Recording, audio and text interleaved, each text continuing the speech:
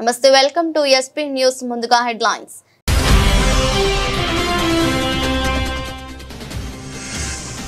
ఐక్యరాజ్య సమితిలో పాకిస్తాన్ పై ఇజ్రాయెల్ తీవ్ర స్థాయిలో విమర్శలు బిన్ లాడెన్ కు ఆశ్రయం ఇచ్చింది నిజం కాదా అంటూ పాక్ ను సూటిగా ప్రశ్నించిన ఇజ్రాయెల్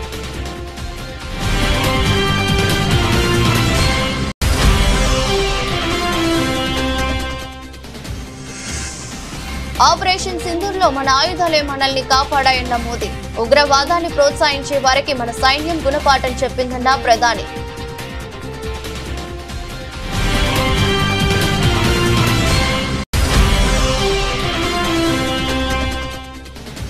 చురాచంద్పూర్ లో 7,300 కోట్ల విలువైన పలు అభివృద్ధి ప్రాజెక్టులకు ప్రధానమంత్రి శంకుస్థాపన మణిపూర్ ను అభివృద్ధి పదంలోకి తీసుకువస్తామని మోదీ భరోసా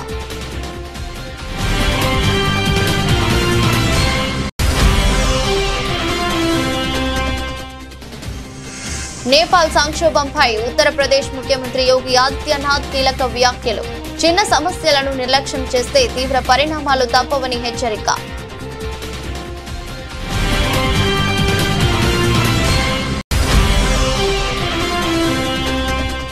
ట్రైబ్యునల్ ముందు వినిపించాల్సిన వాదనలపై నీటిపారుదల శాఖ ఉన్నతాధికారులతో సీఎం రేవంత్ సమీక్ష సమావేశం రాష్ట్ర ప్రయోజనాలను పరిరక్షించేందుకు బలమైన వాదనలు వినిపించాలని వ్యాఖ్య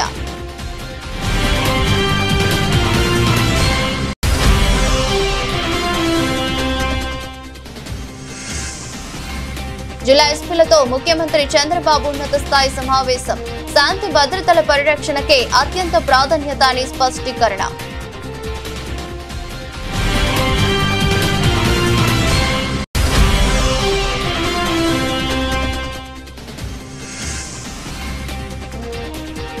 ఆ 10 మందితో రాజీనామా చేయించి ఉప ఎన్నికలకు వచ్చే దమ్ముందా సీఎం రేవంత్ కు కేటీఆర్ సూటి సవాల్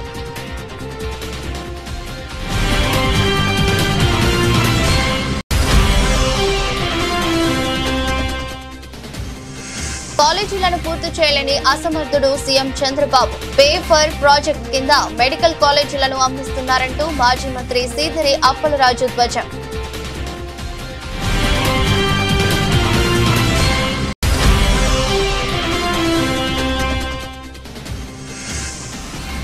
ప్రపంచ బాక్సింగ్ ఛాంపియన్షిప్ లో భారత్ కు తొలి స్వర్ణం మహిళల 57 కిలోల విభాగంగా జైస్మిన్ లంబూరియా బంగారు పతకం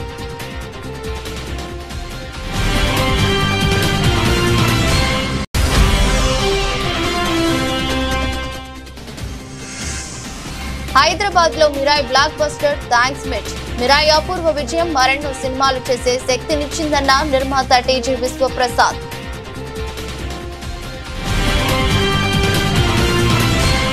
అల్ ఖైదా అధినేత ఒసామా బిన్ లాడెన్ ను వారి దేశంలోనే ఆశ్రయం కల్పించి అతడు అక్కడే హతమైన వాస్తవాన్ని పాకిస్తాన్ ఎప్పటికీ మార్చలేదని ఇజ్రాయెల్ ఆగ్రహం వ్యక్తం చేసింది ఉగ్రవాదం విషయంలో పాకిస్తాన్ ద్వంద్వ ప్రమాణాలు పాటిస్తుందని ఐక్యరాజ్య సమితి భద్రతా మండలి వేదికగా దుయ్యబట్టింది దోహాలో హమాస్ నాయకులపై ఇజ్రాయెల్ జరిపిన దాడిని చర్చించేందుకు భద్రతా మండలి ప్రత్యేకంగా సమావేశమైంది సమావేశంలో ఇజ్రాయెల్ పాకిస్తాన్ ప్రతినిధుల మధ్య తీవ్ర వాగ్వాదం చోటు చేసుకుంది ఈ సందర్భంగా ఐరాసాలో ఇజ్రాయెల్ శాశ్వత ప్రతినిధి డానీ డానోన్ మాట్లాడుతూ పాకిస్తాన్ రాయబారి ఆసిమ్ ఇఫ్తిఖార్ అహ్మద్ వైపు చూస్తూ ఘాటు వ్యాఖ్యలు చేశారు పాకిస్తాన్ లో బిన్ లాడెన్ ను మట్టుబెట్టినప్పుడు విదేశీ గడ్డపై ఉగ్రవాదిని ఎందుకు లక్ష్యంగా చేసుకున్నారని ఎవరు అడగలేదు అసలు ఒక ఉగ్రవాదికి ఎందుకు ఆశ్రయం ఇచ్చారు అనే ప్రశ్న మాత్రమే తలెత్తింది ఈ రోజు కూడా అదే ప్రశ్న అడగాలి బిన్ లాడెన్ కు ఎలాంటి మినహాయింపు లభించలేదు హమాస్ కు కూడా లభించదు అని ఆయన స్పష్టం చేశారు If the distinguished colleague from Pakistan wanted to read the statement, he could have done it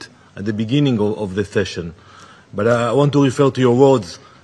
Maybe you got offended from the word of my speech, and I apologize for that. But I make sure that in my speech I stick to the facts.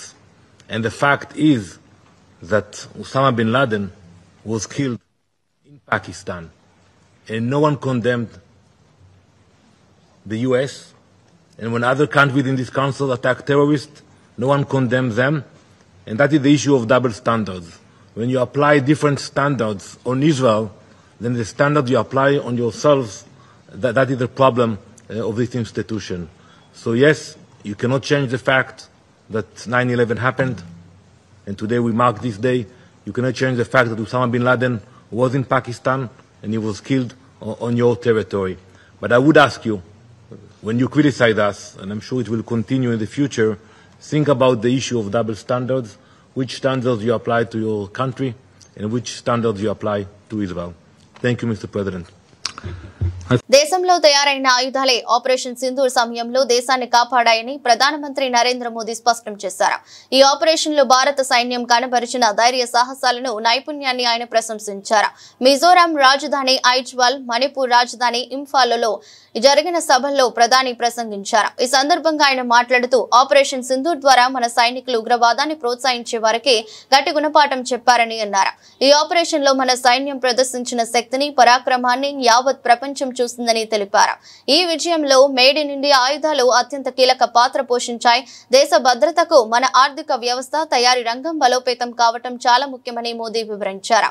దేశం గర్వపడేలా మన సైనికులు పాకిస్తాన్ సైన్యంపై నిర్ణయాత్మక దెబ్బతీశారని ఆయన పేర్కొన్నారు. We are also seeing the growth of Make in India and exports. During Operation Sindoor, you all saw how our soldiers taught a lesson to those who sponsored terror. The whole nation was filled with a sense of pride about our armed forces. In this operation, Made in India weapons played a significant role in protecting our country. The growth of our economy and manufacturing sector is very important for our national security. Friends, our government is committed to the welfare of every citizen, every family, and every region. It is through the empowerment of the people that a developed India will be built. In this journey, I am confident that the people of Mizoram will play a very important role. Once again, I extend my heartfelt congratulations to you all and welcome Aizawl to the railway map of India. Today, due to the weather, I could not come to Aizawl, but I'm sure that we will meet very soon. Thank you. Thanks a lot. భారతదేశ ప్రగతికి మణిపూర్ కీలక స్తంభమని, ధైర్యవంతులు, దృఢ సంకల్పానికి ప్రతీక ఈ నెల అని ప్రధానమంత్రి నరేంద్ర మోదీ అన్నారు. ఇక్కడి కొండలు వెలకట్టలేని ప్రకృతి వరప్రసాదమని, ప్రజల కఠోర పరిశ్రమకు సంకేతాలని కొనియాడారు. మణిపూర్ ప్రజల స్ఫూర్తికి సెల్యూట్ చేస్తున్నానని అన్నారు. మణిపూర్ లో నూతన ఉషోదయం ప్రారంభం కానుందని, ప్రజలు శాంతి మార్గాన్ని ఎంచుకున్నారని, వారికి కేంద్రం బాసటగా నిలుస్తుందని హామీ ఇచ్చారు. మణిపూర్ లో పర్యటిస్తున్న ప్రధాని జాతుల ఘర్షణలకు కేంద్రమైన చురాచంద్పూర్ లో బాధిత కుటుంబ సభ్యులను పరామర్శించారు. 2023లో ఘర్షణల తర్వాత 2 ఏళ్లకు ప్రధాని రాష్ట్రంలో పర్యటిస్తున్నారు. శాంతి భద్రతల పునరుద్ధరణకు కేంద్రం కట్టుబడి ఉందని బాధిత కుటుంబాలకు ప్రధాని సందర్భంగా భరోసా ఇచ్చారు. आज भारत बहुत तेजी से विकसित हो रहा है. हम बहुत जल्द दुनिया की तीसरी सबसे बड़ी अर्थव्यवस्था बनने वाले हैं और मेरा पूरा प्रयास है कि विकास का लाभ देश के कोने कोने में पहुंचे.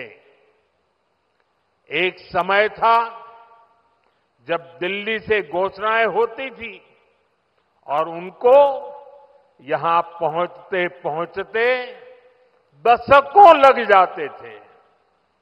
आज हमारा चूराचांदपुर, हमारा मणिपुर भी बाकी देश के साथ विकास कर रहा है.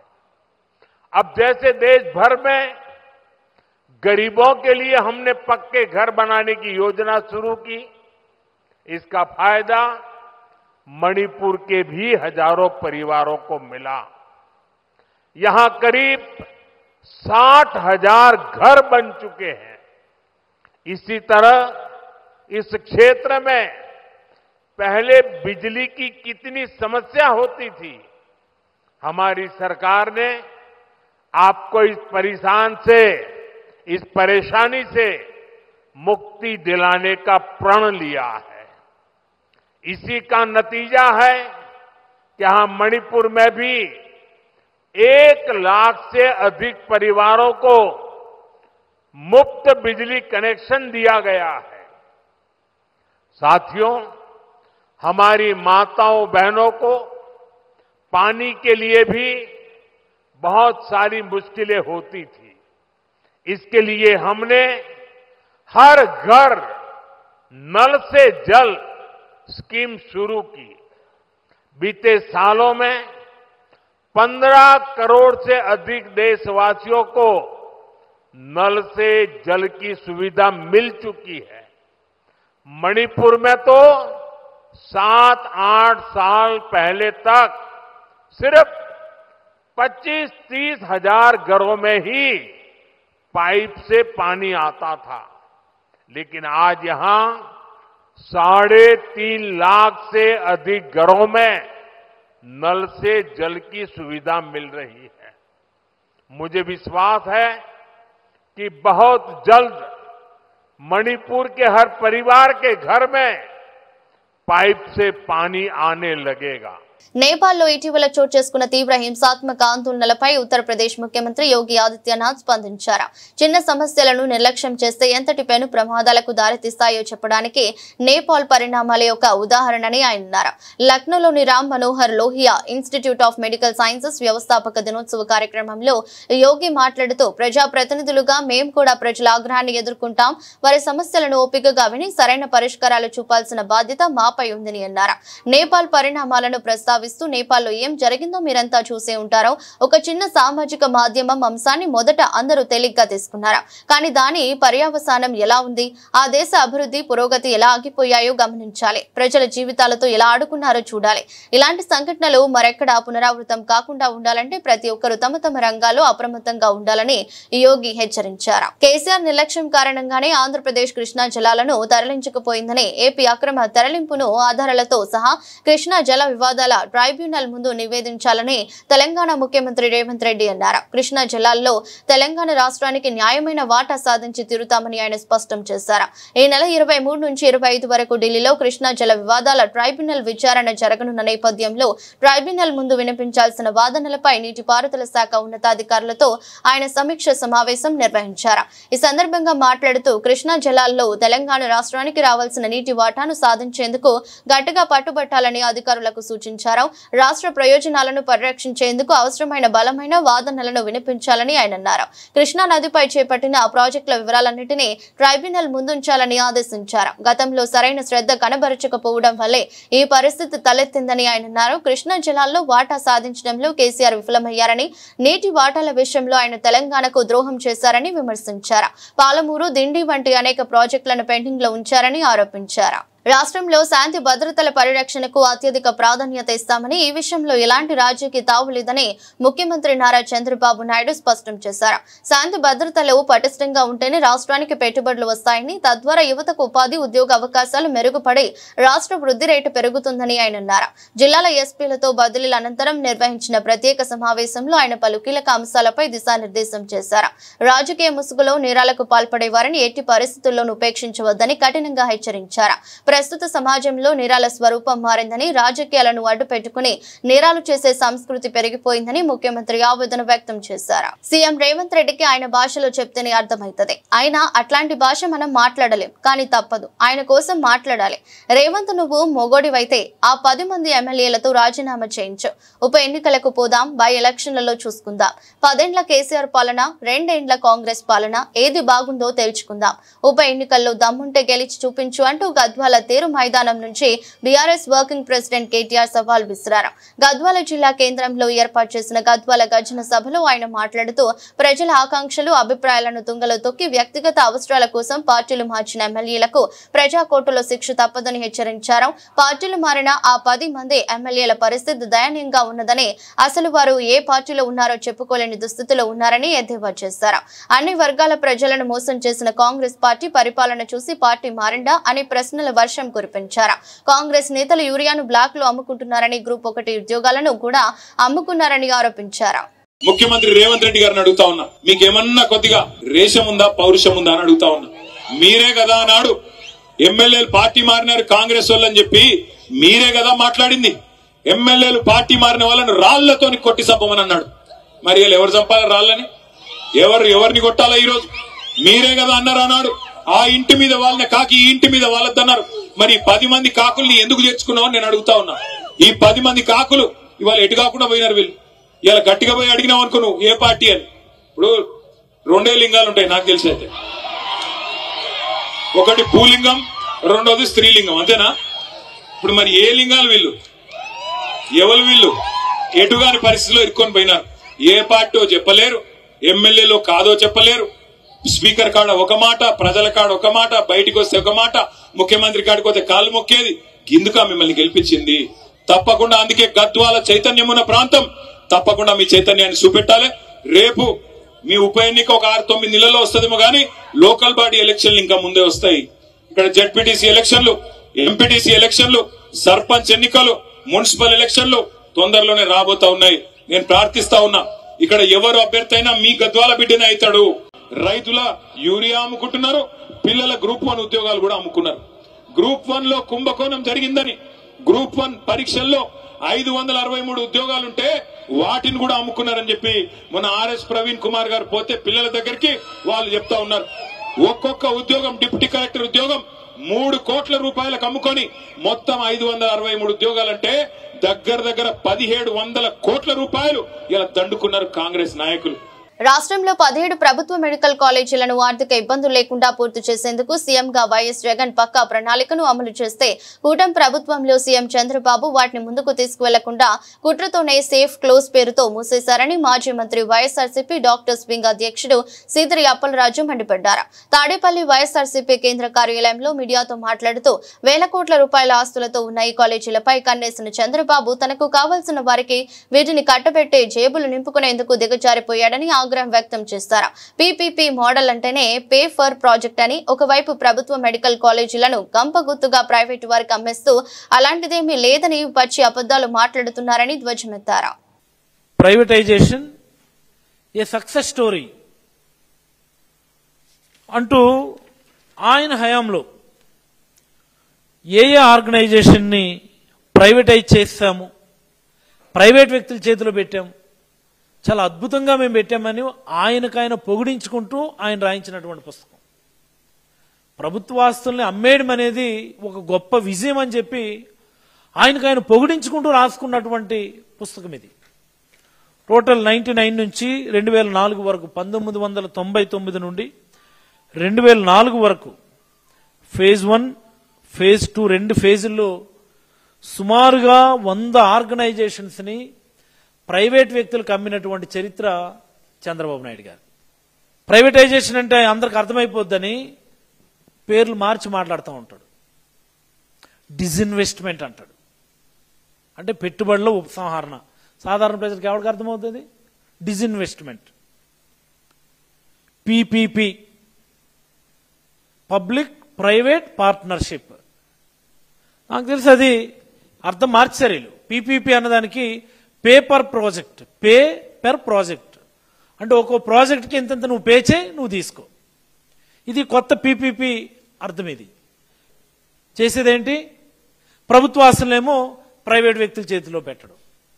స్విస్ ఛాలెంజ్లు ఏం చేస్తారండి? ప్రభుత్వ భూముల్ని, ప్రభుత్వ ఆస్తుల్ని ప్రైవేట్ వ్యక్తుల చేతిలో పెట్టడానికి అది ఒక విధానం. అది P4లో ఇంతవరకు వ్యక్తుల్ని డబ్బున్న వాళ్ళకి తాకట్టు పెడుతున్నాడు, పేదల ఆత్మగౌరవాన్ని డబ్బున్న వాళ్ళ దగ్గర తాకట్టు పెడుతున్నాడు. దాని కొనసాగింపుగా ఎక్స్టెన్షన్, మరి కుటుంబరావు గొప్ప గొప్ప ఐడియాలు ఇస్తాడు కదా, ఆ GFST global forum for sustain transformation అని ఓ దిక్కుమాల కంపెనీ పెట్టుకొని ఆ నిమ్మగడ్డ రమేష్ ఆ కుటుంబరావు వాళ్ళు కలిసి ఈ రాష్ట్రాన్ని అమ్మేయడానికి చేస్తున్నటువంటి కుట్రది ఆ జిఎఫ్ఎస్టీ అన్నటువంటి. ఈ P4 విధానంలో ఈసారి ఏమంటారు, వ్యక్తులు కాదు ఆర్గనైజేషన్స్ తీసుకోండి అంటారు. ఈసారి ఇచ్చేయడమే. ఆ పలానా స్కూలు పలానా వ్యక్తికి, పలానా హాస్పిటల్ పలానా వ్యక్తికి, పలానా రోడ్డు పలానా వ్యక్తికి. ఆల్రెడీ మీరు రోడ్లు PPP మోడల్లో టేకప్ చేస్తామని చెప్పినారు. మండల్ కనెక్టివిటీ రోడ్లకి PPP మోడల్ అట, దాని మీద కూడా టోల్ ప్లాజాలట. ప్రైవేటైజేషన్ కదా. గ్రూప్ 1 విషయంలో సిట్టింగ్ జడ్జితో విచారణ జరిపించి తప్పు చేస్తున్న వారిని, అవినీతికి పాల్పడిన వారిని శిక్షించాలని మాజీ మంత్రి ఎమ్మెల్యే హరీష్ రావు డిమాండ్ చేశారు. సిద్దిపేటలోని విపంచి కళా నిలయంలో ఏర్పాటు చేసిన మెగా జాబ్ మేళా కార్యక్రమంలో హరీష్ రావు పాల్గొన్నారు. ఈ సందర్భంగా మాట్లాడుతూ ప్రభుత్వం గ్రూప్ 1 పరీక్ష పెడితే నిరుద్యోగులు ఎంత ఆవేదన చెందుతున్నారో చూశారని పేర్కొన్నారు. ఎంత దారుణంగా పరీక్ష నిర్వహించారో హైకోర్టే చెప్పిందని గుర్తు చేశారు. ఇంత నిర్లక్ష్యంగా పరీక్ష నిర్వహిస్తారా అని ప్రభుత్వానికి హైకోర్టు ముట్టుకాయలు వేసిందని తెలిపారు. అయినా ఈ ప్రభుత్వానికి బుద్ధి రాలేదని మండిపడ్డారు. పలానా మంత్రులు, పలానా అధికారులు ఇన్ని లక్షల రూపాయల లంచాలు అడిగారని నేరుగా నిరుద్యోగులే ఆరోపణలు చేస్తున్నారని చెప్పారు. నిజంగా తప్పు చేయకపోతే సిట్టింగ్ జడ్జితో విచారణ జరిపించాలని, అవినీతికి పాల్పడిన వారిని శిక్షించాలని డిమాండ్ చేశారు. తప్పును సరిదిద్దకుండా మరో అప్పీల్ కు వెళ్తామని చెబుతున్నారని, ఏ ముఖం పెట్టుకుని అప్పీల్ కు వెళ్తారని ప్రశ్నించారు.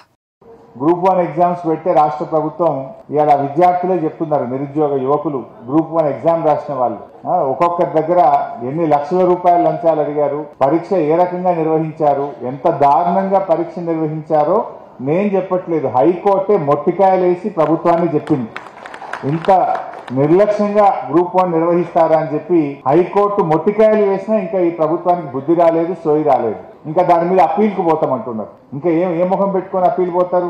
ఇవాళ నిరుద్యోగ యువకులు బయటకు వచ్చి పలానా మంత్రులు, పలానా అధికారులు మమ్మల్ని లక్షల రూపాయలు అడిగారని చెప్పి వాళ్ళే నేరుగా ఆరోపణలు చేస్తున్నారు. దాని మీద ఈ రోజు విచారణ జరపాల్సిన అవసరం ఉంది. అసలు ఎవరు ఈ అక్రమాలకు బాధ్యులు ఎవరో తేల్చాల్సినటువంటి బాధ్యత ప్రభుత్వం మీద ఉంది. నిజంగా తప్పు చేయకపోతే ముఖ్యమంత్రి వెంటనే దీని మీద సిట్టింగ్ జడ్జితో విచారణ జరపాలి, తప్పులు జరిగిన వారి మీద కఠిన చర్యలు తీసుకోవాలి, అవినీతికి పాల్పడిన వారిని వెంటనే శిక్షించాలి. కానీ దానికి ముందుకు పోకుండా తప్పులను సరిదిద్దకుండా ఇంకా అప్పీల్కి పోతాం, ఇంకా దాచుకునే ప్రయత్నానికి ఇలా రేవంత్ రెడ్డి పాల్పడతా ఉన్నాడు. ఆ రోజు చెప్పిందేమో మొదటి ఏడాదిలోనే 2 లక్షల ప్రభుత్వ ఉద్యోగాలు ఇస్తామన్నారు. ఇప్పుడు 2 ఏళ్ళు అయింది కదా, మరి ఎక్కడ పోయినాయి 2 లక్షలు? ఫుల్ పేజ్ యాడ్స్ ఇచ్చింది అన్ని పేపర్లలో. ఏ పేపర్ చూసినా మొదటి సంవత్సరమే 2 లక్షల ఉద్యోగాలు. రేవంత్ రెడ్డి నమ్మటట్లేడని ఢిల్లీకి రాహుల్ గాంధీని తెచ్చి అశోక్ నగర్ సెంట్రల్ లైబ్రరీలో కూర్చోబెట్టి ఆయనతో చెప్పించే ప్రయత్నం చేశారు. ఇది నా మాట, ఇది గాంధీ మాట అన్నాడు. మరి గాంధీ మాట ఏడవైందో, రేవంత్ రెడ్డి మాట ఏడవైందో? 2 లక్షల ఉద్యోగాలు కాదు కదా, ఇందాక మా సీనన్న చెప్పినట్టు 10,000 కూడా ఇవ్వలే. అన్ని కేసీఆర్ గారు. ఇప్పుడు 20,000 పోలీస్ కానిస్టేబుల్ ఉద్యోగాలు. ప్రిలిమినరీ పరీక్ష పెట్టింది కేసీఆర్ గారు, ఫైనల్ పరీక్ష పెట్టింది కేసీఆర్ గారు, ఫిజికల్ టెస్ట్ చేసింది కేసీఆర్ గారు, ఫలితాలు ఇచ్చింది కేసీఆర్ గారు, కాయిదాలు పంచింది రేవంత్ రెడ్డి. ఇది నేను ఇచ్చిన అంటారు. మోసపు హామీలతో ఉద్యోగులను నమ్మించి అధికారంలోకి వచ్చిన కూటమి ప్రభుత్వం ఎన్నికల్లో ఇచ్చిన ఏ ఒక్క హామీని అమలు చేయకపోగా వారికి హక్కుగా పొందాల్సిన పీఆర్సీ, ఐఆర్, డిఏలు వంటి అంశాల విషయంలోనూ తీవ్రంగా వచ్చేస్తుందని వైఎస్ఆర్సీపీ ఎమ్మెల్సీ పర్వతిరెడ్డి చంద్రశేఖర్ రెడ్డి ధ్వజమెత్తారు. తాడేపల్లిలోని పార్టీ కేంద్ర కార్యాలయంలో ఆయన మీడియాతో మాట్లాడుతూ చంద్రబాబు మొదటి సంతకం చేసిన టీచర్ పోస్టుల భర్తీ 15 నెలలైనా ఇప్పటికీ పూర్తి కాలేదని, కానీ వైఎస్ జగన్ అధికారంలోకి వచ్చిన 3 నెలల్లోనే ఒకేసారి ఏకంగా 1.36 లక్షల సచివాలయాల శాశ్వత ఉద్యోగాలు ఇచ్చి చరిత్ర సృష్టించారని గుర్తు చేశారు. వైఎస్ జగన్ 5 ఏళ్లలో ఉద్యోగులకు చేసిన మంచి పనులను చంద్రబాబు 100 ఏళ్లు సీఎంగా చేసినా పూర్తి చేయలేరని విమర్శించారు.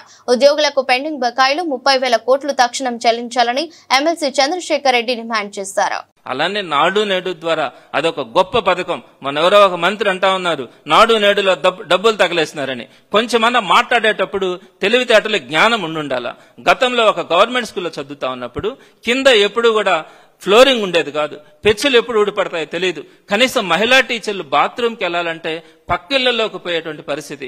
అలానే ఆడబిడ్డలు కనుక స్కూల్కి వెళ్తే మంచినీళ్లు తాగితే బాత్రూమ్కి వెళ్లాల్సి వస్తుందని మంచినీళ్లు కూడా సాయంత్రం దాకా తాకుండా ఉన్నటువంటి దుర్భరమైనటువంటి రోజులు మనం చూసినటువంటి పరిస్థితుల్లో జగన్మోహన్ రెడ్డి గారు వచ్చి నాడు నేడు ద్వారా అద్భుతంగా స్కూల్స్ డెవలప్మెంట్ చేసినటువంటి పరిస్థితి మనం చూసినాం. చక్కగా వాష్రూమ్స్ మన ఇళ్ల కంటే కూడా చక్కగా ఉన్నాయి. ప్రతి ఒక్కరూ కూడా చక్కగా మంచినీళ్లు తాగాలని ఆర్ఓ సిస్టమ్స్ తీసుకొని వచ్చారు.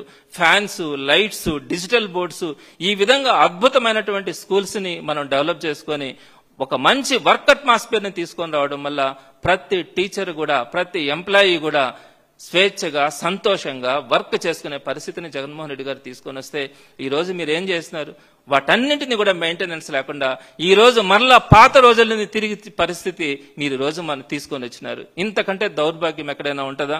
అలానే 117 జీవో తీసుకొని వచ్చిన దానివల్ల గవర్నమెంట్ ఎడ్యుకేషన్ సిస్టమ్ లో సుమారుగా 8,000 మంది ఎస్జిటీలకి ఒకేసారి ప్రమోషన్స్ వచ్చినాయి. 8,000 మంది ఎస్జిటీలకి. అలానే సిబిఎస్ఈ సిస్టమ్ తీసుకొని వచ్చినాం. సిబిఎస్ఈ సిస్టమ్ లో 502 స్కూల్స్ ని సిబిఎస్ఈ ఫస్ట్ ఫేజ్ లో తీసుకొని వచ్చి ఆ తర్వాత ఇంకొక 1000 స్కూల్స్ ని సిబిఎస్ఈలోకి తీసుకురావాలనుకున్నాం. అలా సిబిఎస్ఈలోకి తీసుకొని వచ్చిన దానివల్ల ఇంటర్మీడియట్ దాకా దాంట్లోకి ఉంటే దాంట్లో మనకు సుమారుగా 10,000 మంది టీచర్స్ కి మనము పీజీటీలుగా ప్రమోషన్స్ ఇచ్చేదానికి అవకాశం ఉంటుంది. బాక్సింగ్ నుంచి మన దేశానికి గుడ్ న్యూస్ వచ్చింది. లివర్పూల్ లో జరిగిన వరల్డ్ బాక్సింగ్ ఛాంపియన్షిప్ 2025లో జైస్మిన్ లంబోరియా చరిత్ర సృష్టించింది. ఆమె మహిళల 57 కిలోల విభాగంలో పోలాండ్ కు చెందిన ఒలింపిక్ రజత పతక విజేత జూలియా సెరెమోతాతో పోరాడి గెలిచింది. దాదాపు ఓటమి దగ్గర ఉన్న సమయంలో ఆమె చూపిన ఫైటింగ్ స్పిరిట్ అందరినీ ఆశ్చర్యపరిచింది. ఫైనల్ బౌట్ లో 4-1 స్ప్లిట్ డిసిషన్ ఆమె గెలిచింది. ఈ గెలుపుతో జైస్మిన్ భారత్ కు బాక్సింగ్ ఛాంపియన్షిప్ లో తొలి స్వర్ణ పతకాన్ని తీసుకొచ్చింది. ఈ ఫీలింగ్ మాటలు చెప్పలేను. వరల్డ్ ఛాంపియన్ అయ్యానంటే చాలా ఆనందంగా ఉంది. పారిస్ 2024లో తొందరగా ఉన్న తర్వాత శారీరకంగా, మానసికంగా, టెక్నికల్ గా బాగా ప్రిపేర్ అయ్యాను. ఈ విజయం ఆ కష్టానికి ఫలితమని జైస్మిన్ పేర్కొంది. ఈ గెలుపు నేపథ్యంలో అనేక మంది సోషల్ మీడియా వేదికగా జైస్మిన్ కు విషెస్ తెలియజేస్తున్నారు. క్రికెట్ అభిమానులు ఎప్పుడెప్పుడు అని ఎదురు చూస్తున్న క్షణం రానే వచ్చింది. భారత్, పాకిస్తాన్ జట్లు ఆసియా కప్ లో ఆదివారం అమితుమి తేల్చుకోబోతున్నాయి. గ్రూప్ ఏ లీగ్ పోరులో భాగంగా చిరకాల ప్రత్యర్థులు సై అంటే సై అంటున్నాయి. ఇప్పటికే 8 సార్లు ఆసియా కప్ ను దక్కించుకున్న టీం ఇండియా రికార్డు స్థాయిలో 9వ కన్నేస్తే కనీసం పోటీ ఇచ్చేందుకు పాక్ పట్టుదలతో ఉంది. ఓవైపు దిగ్గజ ద్వయం రోహిత్ శర్మ, విరాట్ కోహ్లీ రిటైర్మెంట్ తర్వాత తొలిసారి భారత్ బరిలోకి దిగుతుండగా మరోవైపు బాబర్ ఆజం, రిజ్వాన్ లేకుండా పాక్ అదృష్టాన్ని పరీక్షించుకునేందుకు ప్రయత్నిస్తుంది. రోగ వారసత్వాన్ని పుచ్చుకునేందుకు యంగ్ ఇండియా అడుగులు వేస్తుంది. శుభ్మన్ గిల్, అభిషేక్ శర్మ రూపంలో టీమిండియా అదిరిపోయే ఓపెనింగ్ జోడీ దొరకగా తిలక్ వర్మ, శాంసన్, సూర్యకుమార్, హార్దిక్, శివం దుబే, బూమ్రా, కుల్దీప్ లాంటి క్రికెటర్లతో భారత్ పటిష్టంగా కనిపిస్తుంది. ఆసియా కప్ ను మరోమారు తమ ఖాతాలో వేసుకోవాలన్న ఏకైక లక్ష్యంతో అరబ్ గడ్డపై అడుగుపెట్టిన టీమిండియా మెండైన ఆత్మవిశ్వాసంతో కనిపిస్తోంది. తేజ సజ్జ హీరోగా మనోజ్ మహావీర్ లాంబా అనే ప్రతినాయకుడిగా నటించిన చిత్రం మిరాయ్. కార్తిక్ ఘటమనేని దర్శకత్వంలో టీజీ విశ్వప్రసాద్ నిర్మించిన ఈ చిత్రం శుక్రవారం ప్రేక్షకుల ముందుకొచ్చి సూపర్ హిట్ టాక్ తెచ్చుకుంది.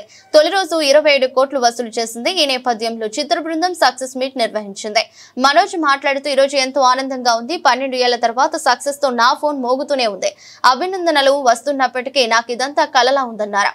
అలాగే సక్సెస్ మీట్ లో టీజీ విశ్వప్రసాద్ ఇన్నాళ్లు పడిన బాధను మొత్తం తమ సంస్థకు గత ఏడాది అంతగా కలిసి రాలేదు. ఇలాంటి సమయంలో మిరాయ్ అపూర్వ విజయం మరెన్నో సినిమాలు చేసే శక్తినిచ్చింది. ఈ సినిమాతో మేము ప్రేక్షకుల విశ్వసనీయతను పొందాం.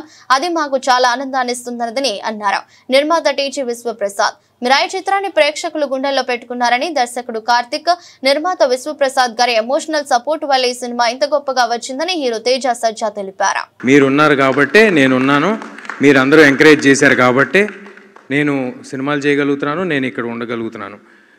నెక్స్ట్ ఈ కెమెరాలు ఇటు తిప్పగలుగుతారేమో, తిప్పగలిగితే తిప్పండి. ఈ ఫ్రంట్ 2 రోస్లో ఉన్న మీడియా వాళ్ళందరూ మీరందరూ సపోర్ట్ చేశారు కాబట్టి నేను ఉన్నాను సార్. అప్పుడప్పుడు ఏడిపిస్తూ ఉంటారు, అప్పుడప్పుడు కొంచెం ఇబ్బంది పెడుతూ ఉంటారు. బట్ మీరందరూ నిజంగా ఒక మంచి కంటెంట్ వచ్చినప్పుడు మీరు పుష్ చేస్తేనే అది ఆడియన్స్ వరకు వెళ్తుంది, మీరందరూ తోడ్పడితేనే అది ఆడియన్స్ వరకు వెళ్తుంది. అది చేసినందుకు మీ అందరికీ పాదాభివందనాలు సార్. Thank you. ఎల్లప్పుడూ గుర్తుపెట్టుకుంటాను sir. I'm for ever indebted to you. ఏది మనం చేసేది కాదు, మనం జస్ట్ నిమిత్త మాత్రమే, అంతా యూనివర్స్ చేసుకుంటా వెళ్తూ ఉంటుంది అని నమ్మే వాళ్ళలో నేను ఒకడిని. అగైన్ ఆ నాన్ థియేట్రికల్ మార్కెట్ వల్ల చాలా ఈజీగా ఫిల్మ్ మేకింగ్ అనేది జరిగిపోయింది. ఒక క్వాలిటీ కంట్రోల్ కానీ అలాంటివి లేకుండా we also had some quality issues. ఆ టైంలో this is giving back all the energy to do lot more films. So I really want to thank Karthik to bring this movie to us. So first Karthik ఈ movie గురించి అంటే it was just 10-15 minute discussion. ఏదో నేను cinema చూసి చాలా అంటే extraordinary decision తీసుకున్నాను అని చెప్పాను కానీ బట్ వెరీ స్మాల్ అంటే బ్రీఫ్ డిస్కషన్. దీని స్పాన్ ఏముంది, ఎలా చేస్తామన్నది నాకు. థ్యాంక్ యూ కార్తిక్ గారు. మా ప్రొడ్యూసర్ గారు చెప్పినట్టు సినిమా అందరికీ ఇంపార్టెంట్. కాకపోతే వాళ్ళందరూ సినిమాల మీద సినిమా తీస్తూ ఉన్నారు. They were experiencing that. But నాకు it's been a while and నాకు నిన్నటి నుంచి ఆ విషెస్ వస్తున్నా కూడా నాకు కలలాగే ఉంది. ఎన్నో అయింది నాకు లైఫ్లో. అయినా ఆ కాల్స్ వస్తూ ఉంటే అది తీసుకునే దానికి టైం పట్టింది నాకు. నిజంగా కార్తిక్ గారు ఏం ఆలోచించారో అప్పుడు ఈ కథ ఆలోచించుకొని నన్ను రాసుకొని నన్ను అడగడం, ఎన్ని జన్మలు ఎత్తినా రుణపడి ఉంటాను. వార్తలు ముగించే ముందు మరోసారి హెడ్లైన్స్.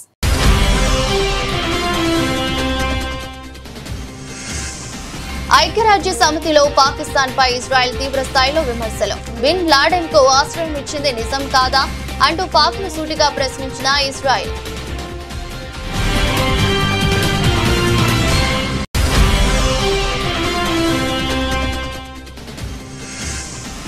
ఆపరేషన్ సింధూర్లో మన ఆయుధాలే మనల్ని కాపాడాయన్న మోదీ. ఉగ్రవాదాన్ని ప్రోత్సహించే వారికి మన సైన్యం గుణపాఠం చెప్పిందన్న ప్రధాని.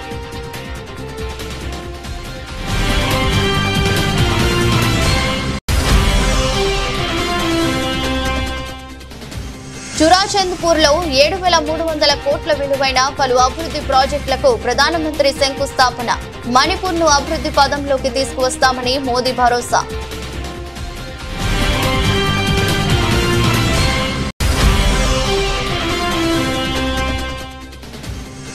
నేపాల్ సంక్షోభంపై ఉత్తరప్రదేశ్ ముఖ్యమంత్రి యోగి ఆదిత్యనాథ్ కీలక వ్యాఖ్యలు. చిన్న సమస్యలను నిర్లక్ష్యం చేస్తే తీవ్ర పరిణామాలు తప్పవని హెచ్చరిక.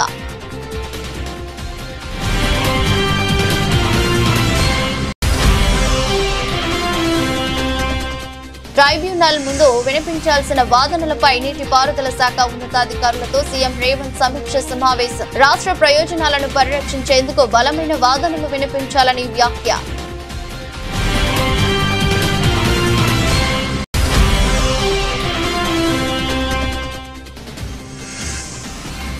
జిల్లా ఎస్పీలతో ముఖ్యమంత్రి చంద్రబాబు ఉన్నత స్థాయి సమావేశం.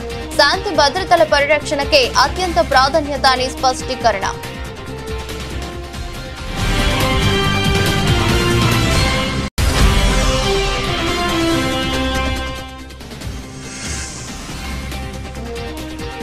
ఆ 10 మందితో రాజీనామా చేయించి ఉప ఎన్నికలకు వచ్చే దమ్ముందా?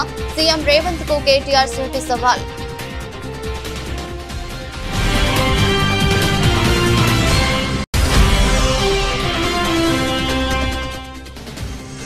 కాలేజీలను పూర్తి చేయలేని అసమర్థుడు CM Chandrababu. Pay for project కింద మెడికల్ కాలేజీలను అమ్మిస్తున్నారంటూ మాజీ మంత్రి సీదిరి అప్పలరాజు ధ్వజం.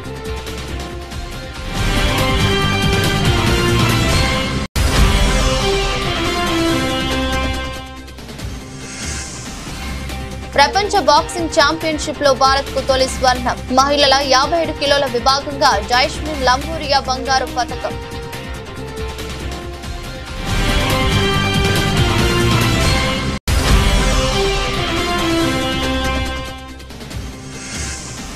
హైదరాబాద్ లో మిరాయ్ బ్లాక్ బస్టర్ థ్యాంక్స్ మెట్. మిరాయ్ అపూర్వ విజయం మరెన్నో సినిమాలు చేసే శక్తినిచ్చిందన్న నిర్మాత టీజీ విశ్వప్రసాద్.